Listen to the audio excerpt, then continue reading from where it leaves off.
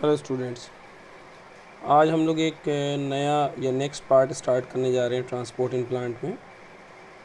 वो पार्ट है water absorption by plant. Water absorption by plants. अब वाटर एब्जॉर्प्शन बाय प्लांट्स में यानी प्लांट द्वारा कैसे पानी एब्जॉर्ब किया जाता है। कहते हैं प्लांट में वाटर एब्जॉर्प्शन दो तरह से होता है। एक वाटर एब्जॉर्प्शन का तरीका कहलाता है पैसिव और एक वाटर एब्जॉर्प्शन का तरीका कहलाता है एक्टिव।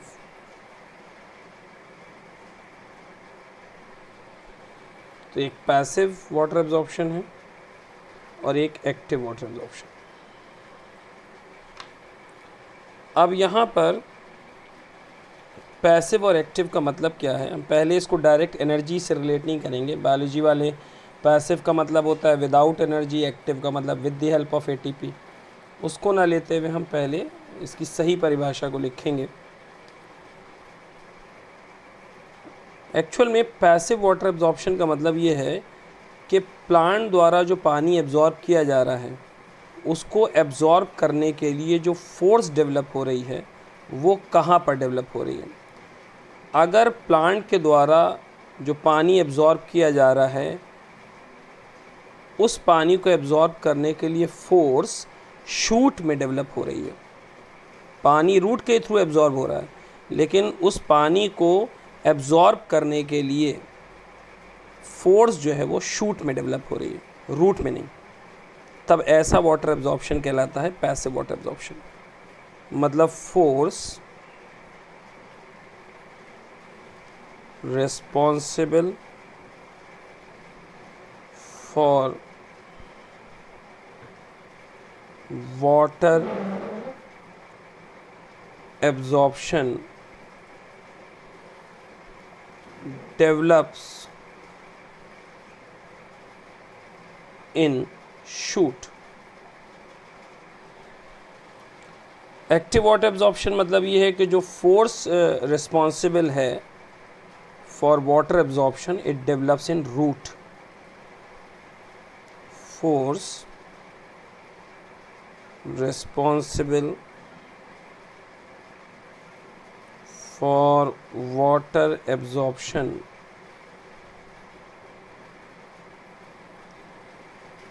develops in root।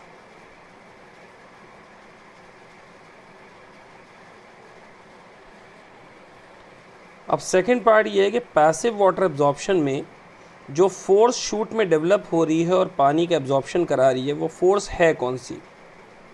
तो कहते हैं पैसिव एब्जॉर्प्शन में ये फोर्स होती है ट्रांसपिरेशन पुल।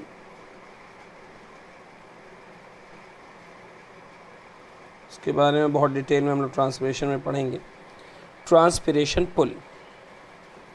जबकि जो फोर्स एक्टिव वाटर एब्जॉर्प्शन करवाती है वो एक्चुअल में है osmosis with the help of ATP. और ऑस्मोसिस के बारे में हम लोग पढ़ चुके हैं। पैसिव वाटर एब्जॉर्प्शन हो या एक्टिव वाटर एब्जॉर्प्शन हो, पानी तो रूट सिस्टम से ही एब्जॉर्ब होता है, लेकिन पैसिव वाटर एब्जॉर्प्शन में पानी रूट से एब्जॉर्ब तो होता है, लेकिन जो फोर्स पानी को एब्जॉर्ब करी है वो रूट में डेवलप ना होकर कहाँ डेवलप होती है, शूट में। यानी जो रूट है वो एक केवल रास्ते की तरह काम करता है कि वहाँ से होता हुआ पानी प्लांट के अंदर चला जाता है। रूट के अंदर फोर्स डेवलप नहीं होती जो फोर्स पानी को एब्जॉर्ब करे। इस तरह से जो वाटर एब्जॉर्ब हो रहा है पैसिव एब्जॉर्प्शन से, इसके लिए एक वर्ड यूज़ किया जाता है, इसको कहते हैं water is absorbed through the root. Through the root मतलब ये होता है कि रूट एक रास्ते की तरह काम कर रहा है, रूट में वो फोर्स डेवलप नहीं हो रही है जो पानी को एब्जॉर्ब कर रही है। तो वर्ड यहाँ पर इंपॉर्टेंट है थ्रू। अगर आप थ्रू वर्ड देख लेंगे तो समझ जाएं पैसिव एब्जॉर्प्शन। और दूसरी तरफ यही है कि water is absorbed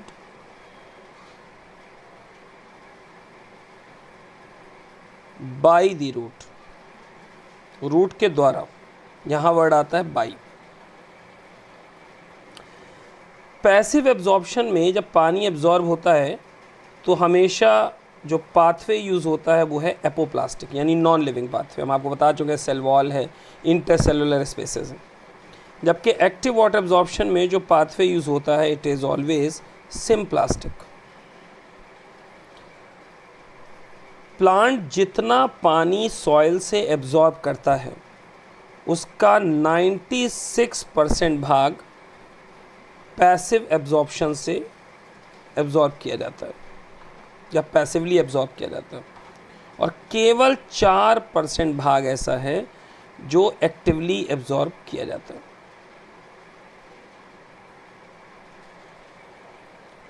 passive absorption उन्हीं प्लांट्स के अंदर दिखाई देगा जिन प्लांट्स में हाई रेट ऑफ ट्रांसपिरेशन होगा।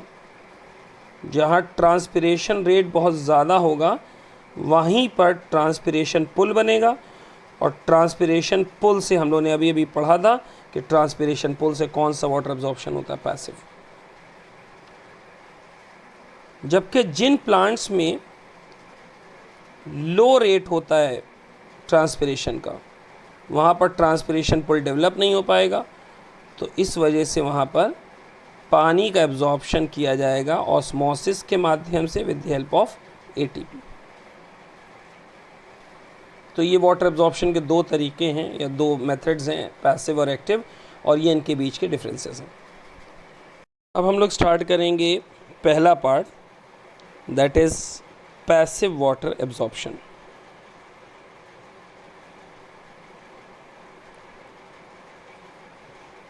Passive water absorption.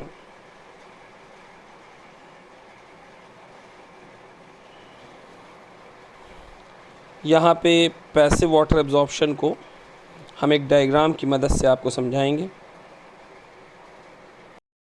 ये डायग्राम है जिसकी मदद से हम लोग पैसिव वाटर एब्जॉर्प्शन को एक्सप्लेन करेंगे। यहाँ पर आप देख रहे हैं मैंने एक प्लांट दिखा रखा है, इसमें लीफ है, स्टेम है, रूट है, रूट हेयर्स हैं, सॉइल है। सबसे पहले हम लोग बात करेंगे एटमॉस्फेयर की। एटमॉस्फेयर में वाटर पोटेंशियल की वैल्यू -1000 बार है, और ये जो लीफ है इसमें स्टोमेटा के जस्ट नीचे, जिसे हम कहते हैं सब स्टोमेटल कैविटी, यानी जहाँ पर स्टोमेटा होगा उससे जस्ट नीचे सब स्टोमेटल कैविटी में वाटर पोटेंशियल एटमॉस्फेयर में प्रेजेंट वाटर पोटेंशियल से ज़्यादा है, तभी हमने यहाँ लिख रखा है मोर। तो इसका ये मतलब है कि अगर हम एक्सप्लेन करने के लिए एक बॉक्स बना रहे हैं, इसमें देखिए हमने लिखा एटमॉस्फेयर, शुरुआत हमें करनी है एटमॉस्फेयर से, और एटमॉस्फेयर में साई डब्ल्यू की वैल्यू है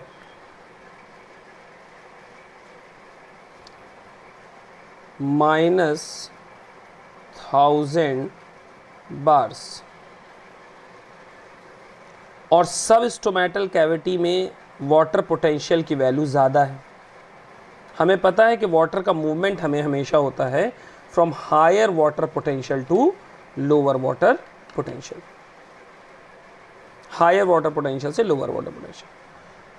तो पक्की बात है कि पानी सब स्टोमेटल कैविटी से निकल के एटमॉस्फेयर में जाएगा। इसको एक्सप्लेन करने के लिए हम एरो बनाया, देखिए एटमॉस्फेयर में पानी जा रहा है, कहाँ से जा रहा है, सब स्टोमेटल कैविटी से।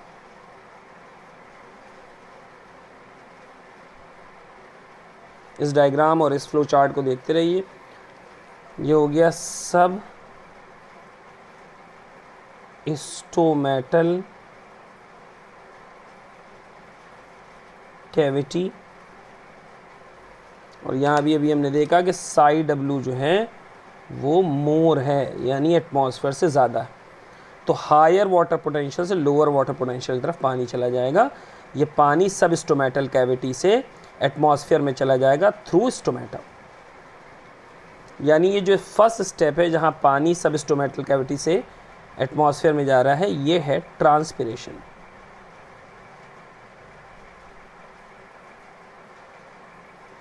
ट्रांसपिरेशन। अब अगले भाग में देखिए, जब सब स्टोमेटल कैविटी से पानी एटमॉस्फेयर में चला जाएगा तो सब स्टोमेटल कैविटी में वाटर पोटेंशियल घट जाएगा। जब सब स्टोमेटल कैविटी में वाटर पोटेंशियल घटेगा तो उसके आसपास वाले सेल्स जैसे कि मीजोफिल सेल्स, वहाँ पर प्रेजेंट वाटर पोटेंशियल जो हमने दिखा रखा है -30 बार, वो सब स्टोमेटल कैविटी के वाटर पोटेंशियल से ज़्यादा हो जाएगा। यहाँ से पानी निकल गया, यहाँ वाटर पोटेंशियल घट गया। इसके एडजेसेंट सेल्स यानी मीजोफिल सेल्स में सब स्टोमेटल कैविटी के मुकाबले वाटर पोटेंशियल ज़्यादा है। तो अल्टीमेटली मीजोफिल सेल्स से वाटर निकल के सब स्टोमेटल कैविटी में आ जाएगा।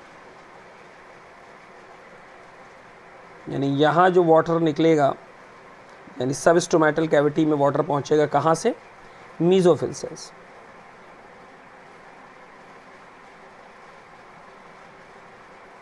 तो मीजोफिल सेल से पहुंच गया सब स्टोमेटल कैविटी। मीजोफिल जो है उसमें साई डब्ल्यू हम लिख दे रहे हैं, साई डब्ल्यू आएगा यहाँ पर -30 बार्स। अब जब मीजोफिल सेल से वाटर पोटेंशियल निकलेगा, मीजोफिल सेल से जब वाटर बाहर आएगा सब स्टोमेटल कैविटी में, तो मीजोफिल सेल का वाटर पोटेंशियल घट जाएगा। जब इसका वाटर पोटेंशियल घटेगा तो मीजोफिल सेल्स जो हैं वो लीफ में प्रेजेंट जाइलम चैनल से पानी को अंदर की तरफ यानी अपनी ओर खींच लेंगे। तो ये मान लेते हैं जाइलम चैनल्स हैं। यहाँ हम एक जाइलम चैनल बना दे रहे हैं, देखिए ये जाइलम चैनल्स हैं।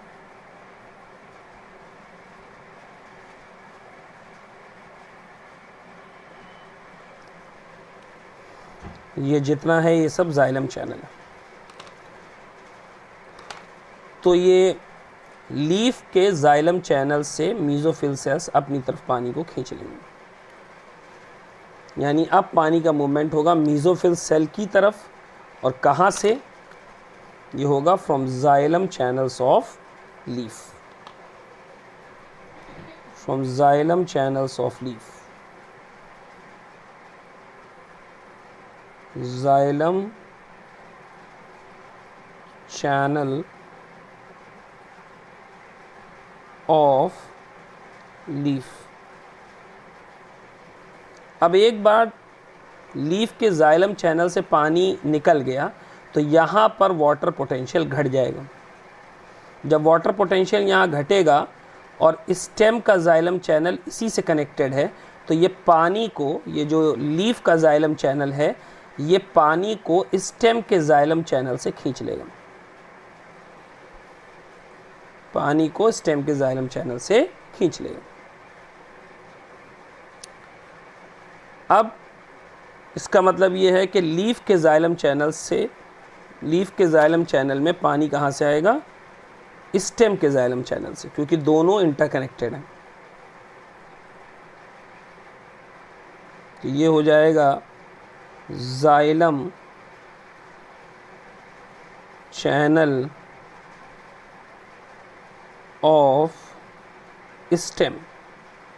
स्टेम के जाइलम चैनल से पानी खींच गया। अब जब स्टेम के जाइलम चैनल से पानी खींचेगा तो स्टेम के जाइलम चैनल में वाटर पोटेंशियल घट जाएगा। अब जो रूट का जाइलम चैनल होगा उसमें वाटर पोटेंशियल इसके मुकाबले ज़्यादा होगा। तो पानी स्टेम के जाइलम चैनल्स में चला जाएगा, कहाँ से? From the xylem channels of root. तो स्टेम के जाइलम चैनल्स में पानी कहाँ से आएगा? From the xylem channels of root.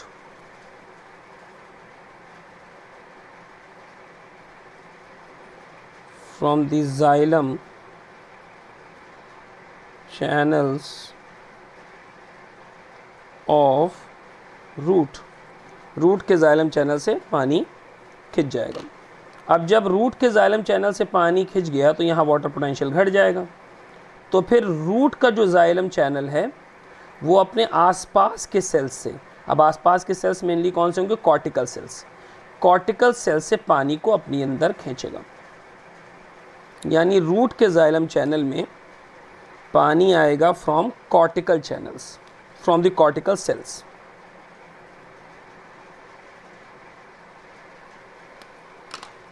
Root के जाइलम चैनल में पानी आएगा कॉर्टिकल सेल्स, जो कॉर्टिकल सेल्स रूट में हैं वहाँ से। अब कॉर्टिकल सेल्स में पानी निकलने की वजह से वाटर पोटेंशियल घट जाएगा, तो अल्टीमेटली जो कॉर्टिकल सेल्स हैं वो रूट हेयर से पानी को खींचेंगे अपनी ओर।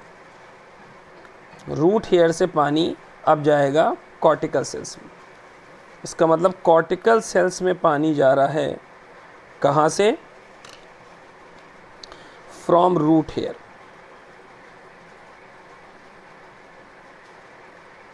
From root hairs.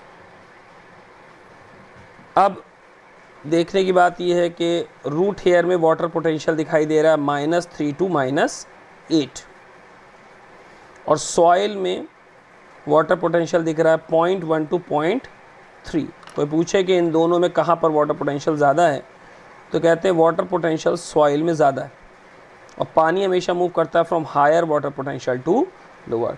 तो पानी सॉइल से कहाँ पहुँच जाएगा? रूट हेयर में।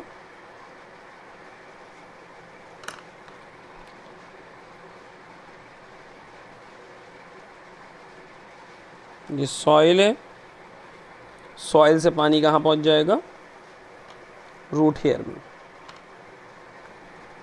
यहाँ जो पानी है, यानी जब सॉइल से रूट हेयर में पानी जाएगा तो इसी को हम लोग कहते हैं वाटर एब्जॉर्प्शन।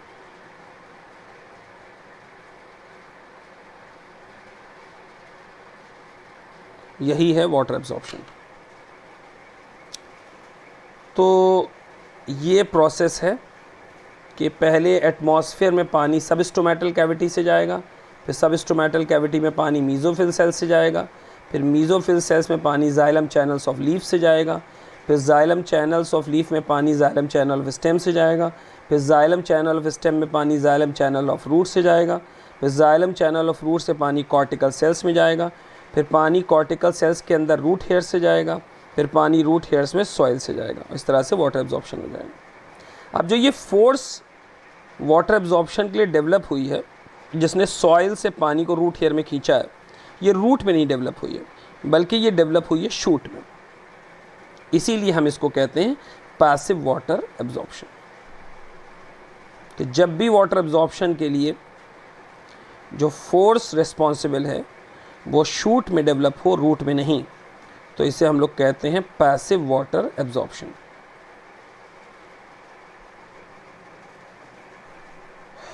तो ये हो गया इसका पैसिव पार्ट।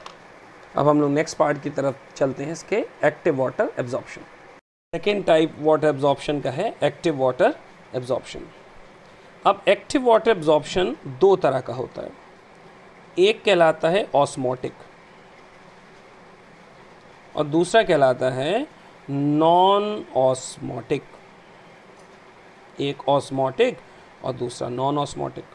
अब हम लोग बारी बारी ऑस्मोटिक और नॉन ऑस्मोटिक को समझते हैं। पहले बात कर लेते हैं ऑस्मोटिक की। ये सॉइल सरफेस बना ली हमने, तो पीछे वाला डायग्राम है उसको रफ में जल्दी से रिपीट कर रहे हैं कि इस तरह से हो गया। ये रूट है, ये रूट हेयर है, और ये मैंने जो है जाइलम चैनल्स बनाए हैं, जो पीछे भी बनाए थे हमने। अब जब एक्टिव वाटर एब्जॉर्प्शन में ऑस्मोटिक एक्टिव वाटर एब्जॉर्प्शन की बात करते हैं तो देखिए इसमें होता क्या है।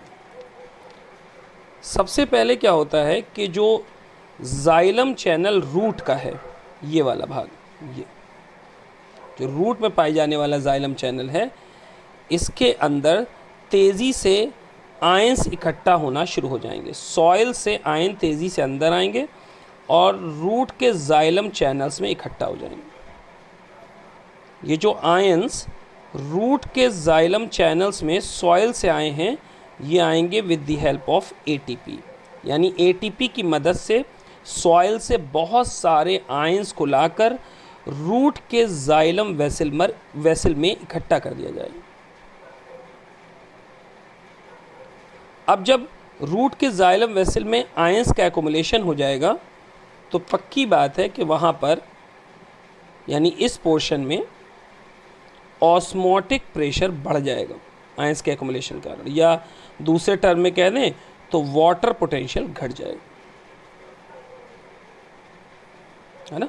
तो जब वाटर पोटेंशियल कहाँ घट गया, वाटर पोटेंशियल घट गया जाइलम चैनल्स इन रूट। तो मान लेते हैं ये बॉक्स में हमने फ्लो चार्ट की मदद से दिखाया कि ये है जाइलम चैनल ऑफ रूट। ये अब इस जाइलम चैनल और रूट में ऑस्मोटिक प्रेशर बढ़ गया, वाटर पोटेंशियल घट गया। तो जब यहाँ वाटर पोटेंशियल घट गया है तो इसके एडजेसेंट सेल में वाटर पोटेंशियल ज़्यादा होगा। एडजेसेंट सेल कौन से होंगे, कॉर्टिकल सेल्स। तो यहाँ वाटर पोटेंशियल ज़्यादा है और यहाँ आयन एक्युमुलेशन की वजह से वाटर पोटेंशियल घट गया, तो पानी कॉर्टिकल सेल से जाइलम वेसल्स ऑफ रूट में चला जाएगा, यानी पानी चढ़ जाएगा कहाँ से कहाँ तक, कहते हैं कॉर्टिकल सेल से, कॉर्टिकल सेल से कहाँ चढ़ जाएगा, रूट के जाइलम चैनल्स में। अब कॉर्टिकल सेल से क्योंकि पानी निकल गया तो यहाँ वाटर पोटेंशियल घट जाएगा। जब यहाँ वाटर पोटेंशियल घटेगा तो इसके मुकाबले रूट हेयर में वाटर पोटेंशियल ज़्यादा होगा। तो अल्टीमेटली कॉर्टिकल सेल्स में पानी मूव कर जाएगा from root hairs, root hairs से पानी मूव कर जाएगा कॉर्टिकल सेल्स में। अब रूट हेयर से पानी अंदर चला गया कॉर्टिकल सेल्स में, तो यहाँ पर वाटर पोटेंशियल घटेगा और सॉइल में वाटर पोटेंशियल रूट हेयर के मुकाबले ज़्यादा होता है, तो अल्टीमेटली पानी रूट हेयर के अंदर चला जाएगा। कहाँ से, सॉइल से। तो रूट हेयर्स में पानी चला जाएगा कहाँ से, सॉइल से। अब ये वाला पार्ट है वाटर एब्जॉर्प्शन का। वाटर एब्जॉर्प्शन के लिए जो फोर्स डेवलप हुई है, देखिए वो कहाँ डेवलप हुई है, इन दी जाइलम चैनल ऑफ रूट, यानी रूट के अंदर डेवलप हुई है, इसीलिए हम इसे एक्टिव वाटर एब्जॉर्प्शन कह रहे हैं। ऑस्मोटिक इसलिए कह रहे हैं क्योंकि ऑस्मोसिस की मदद से, यानी अलोंग दी कॉन्सेंट्रेशन ग्रेडियंट पानी मूव कर रहा है from higher water potential to lower water potential. तो जब भी पानी higher water potential to lower water potential move करेगा तो आप इसे ऑस्मोटिक कहेंगे। एक्टिव इसलिए कह रहे हैं कि जो फोर्स रिस्पॉन्सिबल है for water absorption it develops in root. दूसरा भाग है इसका नॉन ऑस्मोटिक। इसके लिए भी जल्दी से ऐसे ही एक डायग्राम जल्दी से बना ले रहे हैं रफ। सब कुछ वैसे ही, ये रूट है, ये इसके हेयर्स हैं, चैनल बना ले रहे हैं जाइलम वेसल का, जाइलम चैनल्स हो गए ये। अब non osmotic active water absorption तब दिखाई देता है जब सॉइल में वाटर पोटेंशियल, जब सॉइल में वाटर पोटेंशियल हो जाता है -10 बार। हम पीछे पढ़ चुके हैं कि सॉइल में वाटर पोटेंशियल जनरली होता है -0.1 टू -0.3, लेकिन देखिए यहाँ पर -10 बार। तो ये सवाल ज़रूर उठेगा कि इतना कम वाटर पोटेंशियल कैसे हो गया सॉइल में। तो कहते हैं इतना कम वाटर पोटेंशियल होने का एक कारण ये भी हो सकता है कि जिस जगह पर ये प्लांट ग्रो कर रहा है, यानी जहाँ पर ये सॉइल है जिसमें वाटर पोटेंशियल -10 बार है, वहाँ पर फर्टिलाइज़र्स का एक्सेसिव यूज़ हुआ है। यानी जो खाद होती है उसको बहुत ज़्यादा डाला गया। जब खाद ज़्यादा डाली जाती है तो सॉइल में आयंस की मात्रा बढ़ जाती है, और जब आयन की मात्रा बढ़ेगी तो अल्टीमेटली ऑस्मोटिक प्रेशर बढ़ेगा और वाटर पोटेंशियल घट जाएगा, और घट के कितना पहुंच गया, -10 बार। लेकिन हमें मालूम है कि रूट हेयर में कितना होता है। रूट हेयर में रूट हेयर के अंदर जो वाटर पोटेंशियल है वो होता है लगभग -3 to -8, -3 to -8। अब थोड़ी बात गड़बड़ हो गई कि सॉइल में वाटर पोटेंशियल कम है और रूट हेयर में वाटर पोटेंशियल ज़्यादा है। तो अगर नेचुरली देखा जाए, यानी ऑस्मोटिक थ्योरी के हिसाब से देखा जाए, तो ये हायर वाटर पोटेंशियल है और ये लोअर वाटर पोटेंशियल। तो पानी एब्जॉर्ब होने के बजाय रूट हेयर से बाहर आना चाहिए, लेकिन तब भी पानी अंदर जाता है। और अगर अब पानी इसके अंदर गया तो कहा जाएगा कि पानी का मूवमेंट हो रहा है from low water potential to high water potential, यानी ये ऑस्मोसिस के उल्टा हो रहा है, नॉन ऑस्मोटिक है ये। और ये तभी हो सकता है जब हम किस चीज़ का इस्तेमाल करें, यानी एटीपी का। तो यहाँ पर एटीपी की मदद से पानी को धकेला जाएगा from low water potential to higher water potential, क्योंकि पानी की तो टेंडेंसी होगी मूव करने की from root hair to soil, लेकिन हमें सॉइल टू रूट हेयर पहुँचाना है तो हमें lower water potential to higher पहुँचाना होगा, और इसके लिए हमें किसका सहारा लेना पड़ेगा, एटीपी का। एक बात ध्यान ये देने वाली है कि दोनों ही केस में, चाहे ऑस्मोटिक हो चाहे नॉन ऑस्मोटिक, दोनों ही केस में एटीपी का यूज़ हुआ है, दोनों में एटीपी का यूज़ हुआ है। लेकिन यहाँ पर एटीपी का यूज़ वाटर एब्जॉर्प्शन के लिए नहीं हुआ है, यहाँ पर एटीपी का यूज़ रूट के जाइलम चैनल्स में आयन एक्युमुलेशन के लिए हुआ है, जबकि यहाँ एटीपी का यूज़ वाटर के डायरेक्ट एब्जॉर्प्शन में हुआ है। तो ये जो है दो तरह के एक्टिव वाटर एब्जॉर्प्शन है। इसके बाद हम लोग नेक्स्ट क्लास में इसका नेक्स्ट पार्ट स्टार्ट करेंगे, which is ascent of SAP. Thank you.